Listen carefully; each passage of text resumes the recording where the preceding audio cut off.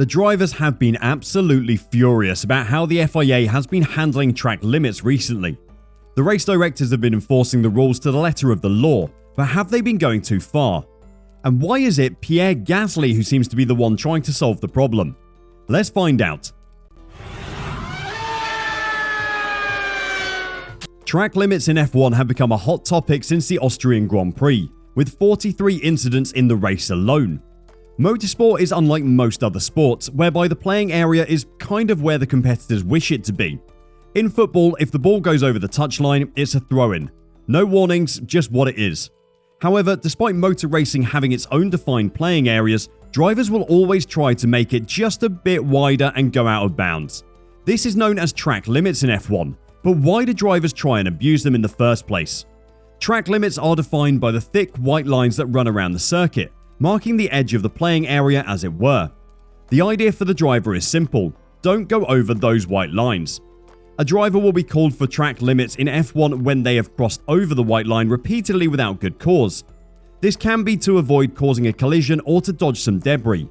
They are also not allowed to force another driver off the track and must leave room for opponent's car on the outside or inside or risk a penalty. The rules might seem pretty clear, but the way the new race directors Neil Wittich and Eduardo Freitas have been enforcing them has caused a lot of complaints from the drivers. When the FIA announced Formula 1 race director Michael Masi was to be replaced and his role shared between two new appointees, people got very excited. Masi's exit was meant to be the end of the controversial events at the 2021 season finale, not the beginning of a whole new season of controversy. Over recent seasons, when Michael Masi was running the show, the rules around track limits in Formula 1 varied from circuit to circuit, corner to corner, and even from session to session. But from the start of this year, it was announced that track limits would simply be defined by the white lines on the outside of the racing surface. No ambiguity, no exceptions. No worries, right? Wrong. Across the first 11 races of the championship, exactly half the season, the FIA's panel of stewards have deleted a total of 233 lap times from competitive sessions, qualifying, sprint races and Grand Prix, after 196 track limit offences. The most regular offender was Williams driver Alexander Albon, who's committed 16 track limits infringements this season. Lewis Hamilton was second, tallying 14 breaches. The effects of this zero-tolerance approach reached a peak at the Red Bull Ring. Under Masi, the Styrian and Austrian Grand Prix held at the track last year saw a total of 31 track limits transgressions across both weekends, over qualifying sessions and races. No times were deleted for those who ran outside the white lines at turn 1, 7 or 8. That was across 2 race weekends. This season, between just Friday's qualifying session and Sunday's Grand Prix, drivers committed 64 total track limits offences, over twice the amount of the previous 2 race weekends at the Red Bull Ring combined. The drivers were notably unhappy and they gave some pretty good reasons for their dissatisfaction. Lando Norris questioned if it was necessary to apply the rules equally strictly across all corners on the circuit. "The last 2 corners I completely understand," Norris explained. "There, you run wide, you pretty much gain an advantage. I had one in turn 1, or wherever I got my penalty, where I've just locked up the front tyres, I've hit the sausage curb, I've lost like a second up to the hill and then I get track limits for that? I've been punished enough because I've lost 1 second. So it's a bit stupid, some of them." We find it hard to argue in Norris's complaint. The double jeopardy of having a lockup or making a mistake and losing time while running wide shouldn't need to be punished further by having a track limits violation against their name. Things haven't gotten any better since the Austrian Grand Prix though, which brings us to Pierre Gasly and his involvement in all of this. Before we tell you how he's going to solve the problem though, let's look at why he and the rest of the Red Bull team got so pissed off they decided they couldn't go on with the rules as they are. At the Hungarian Grand Prix, Sergio Perez, Max Verstappen and Pierre Gasly hit out the FIA's monitoring of F1 track limits, with the Red Bull driver saying, "The system is not really up to it." Perez had his first flying lap in Q2, which was the quickest of his first run, deleted for exceeding track limits in turn 5. This was then correctly reinstated as the onboard footage clearly showed he was well within track limits, as the whole car would have needed to be over the white line to justify the lap time being deleted. The track limits were being monitored manually at turn 5, with stewards relying on a combination of trackside footage, onboard cameras and CCTV to judge offences.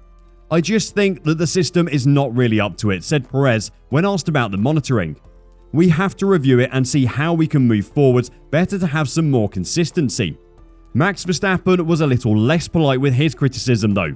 The reigning world champion believes Formula 1 drivers are being treated like amateurs because of the way the F1 stewards police track limits. Drivers last year said we had to be more clear and strict on what we were going to chase on track limits, Verstappen said after qualifying. I don't know. As drivers, we always want to help and give our advice, but nothing is heard. For me, that's extremely frustrating. I don't want to fight with them. I just want to advise them, but they don't really care, and they actually, for my feeling, look at us a bit like we are amateurs, and I don't think that's correct. Verstappen repeated Gasly's criticism that there wasn't even an onboard camera to show the track limits abuse. Most of the time, when you look at onboard cameras, the camera's on the wrong side, so the angle almost looks like you're off, but sometimes you're not. You're still on, the Dutchman explained. The track limits issues have gotten so underneath the skin of the French AlphaTauri driver that he has decided to take a stand and get things fixed himself. Make no mistake, this is definitely an FIA issue and they should be resolving it themselves. But at the moment, it is the drivers suffering and Pierre has clearly had enough. He had a lengthy discussion with Formula 1's race directors about track limits policing after his qualifying for the Hungarian Grand Prix was ruined by a deleted lap time. The AlphaTauri driver's fastest lap in Q1, a 1:19.116, was deleted when the stewards ruled he'd exceeded track limits at turn 5, leaving him only 19th on the grid. Gasly was convinced he'd stayed within the limits and placed the blame on the FIA's monitoring tools for him being ruled as off the track. Before the race, Gasly had a lengthy discussion with members of race control. Based on what's happened, I was still quite mad about it, because from what I've seen and the image that I've seen, it's very arguable whether I was on track or off track, he said after the race around the Hungaroring. Similar things happened to Yuki and Checo Perez, and from the onboards, they were clearly on the track. But anyway, that was it. In Gasly's opinion, we either have the right tools to police it in the first way, or in that case, you should not do it. Gasly said his discussions with F1 race directors Neil Wittich and Eduardo Freitas indicated further improvements to the system are under consideration. I spent 40 minutes with Niels and Eduardo this morning trying to discuss and find a way that everybody is happy, said Gasly on Sunday. We just spoke about solutions going forward to have first a more consistent way of policing it and making sure it's going in the right direction. Despite what has been said by other drivers, such as Max Verstappen, Pierre found that the race directors were quite open to discussing what could be done better. He continued by saying, "They were quite open. I think they're expecting feedback, and I'll get back to all the drivers as well to see if over the next few weeks we can try to find a way to also provide some solution for them to make it better." Gasly explained that in his case, the FIA had used CCTV, his helmet camera, and the automatic sensors to judge whether he had remained within track limits. He believes the fact his helmet camera was in use at the time of the incident didn't allow any other camera basically to check whether I was on track or not. He indicated F1 may bring in additional equipment to monitor track limits in 2023. "That's what we discussed," he said. "I know that for next year they're already looking at different options, but unfortunately I was the one paying the consequences of this happening." It's really exciting to hear that the race directors are open to discussions about how track limits are being managed. The FIA has been heavily criticised this year for how they've been managing the sport, and the race director's role has been a part of the problem. The team of Niels Wittich and Eduardo Freitas are open to input from the drivers. The two parties may be able to work together to make the sport better in the future. Do you think the drivers are right to be angry about how track limits are being enforced? If the FIA can be more accurate with their enforcement, do you think that will stop the complaints? Let us know your thoughts in the comments down below, and until next time, drive safe and bye bye.